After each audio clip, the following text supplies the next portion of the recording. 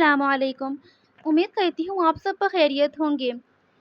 آج ہمارے قرآن و تفسیر کورس کا چوتھا دن ہے اور آج ہمارا موضوع انتہائی دلچسپ ہے جو کہ ہے حضرت یوسف علیہ السلام کی سیرت سے صبر اور آزمائش کا سبق۔ ہمارا آج کا موضوع انتہائی دلچسپ اور سبق آموز بھی ہے، تو آئیے اس کو 5 پوائنٹس میں سمجھتے ہیں۔ اب ہمارے پاس جو پہلا پوائنٹ ہے وہ ہے حسد کا شکار ہونا اور کنویں میں پھینکا جانا۔ آپ سب نے سورہ یوسف یعنی حضرت یوسف علیہ السلام کا واقعہ تو سنا ہی ہوگا کہ وہ کن کن مشکلات و مصائب سے نکل کر کس بلند مقام تک پہنچے۔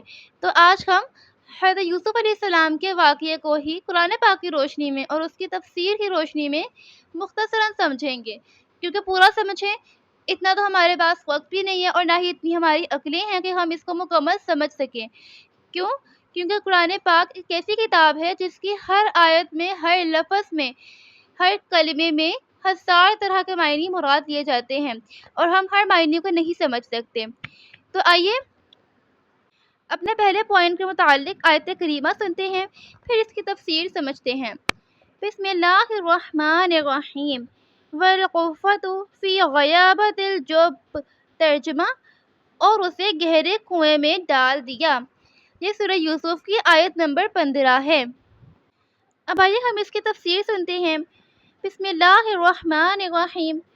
بھائیوں کے حسد کی وجہ سے کہ حضرت یعقوب علیہ السلام جو کہ حضرت یوسف علیہ السلام کے والد ہیں، حضرت یوسف علیہ السلام پر زیادہ شفقت و محبت فرماتے، تو اسی وجہ سے بھائیوں نے حضرت یوسف علیہ السلام کو کنویں میں گرا دیا اور پھر آ کر کہا کہ بھیڑیا کھا گیا ہے، اور آپ علیہ السلام کی ایک قمیص پہ ایک خرگوش کو مار کے اس کا خون لگا کر حضرت یعقوب علیہ السلام کو دکھا دیا تاکہ وہ اس بات کو سچ مان لیں۔ اس مقام پر بھی حضرت یوسف علیہ السلام نے کوئی شکایت نہیں کی بلکہ صبر کیا اور صبر کا دامن نہ چھوڑا۔ بھائیوں نے اپنے والد کی نظر سے دور کرنے کے لیے سب کچھ کیا، مگر اللہ نے ان کا ساتھ نہ چھوڑا، یعنی اللہ تعالیٰ نے حضرت یوسف علیہ السلام کا ساتھ نہ چھوڑا اور ان کی اس حالات میں مدد فرمائی۔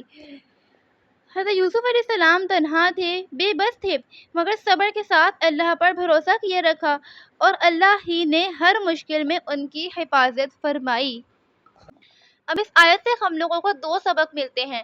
پہلا یہ کہ حسد ایک موذی مرض ہے، یعنی نقصان دہ مرض ہے اور ہمیں اس سے ہر حال میں بچنا چاہیے، اور دوسرا یہ کہ ہم نے صبر کا دامن کبھی نہیں چھوڑنا، چاہے جو بھی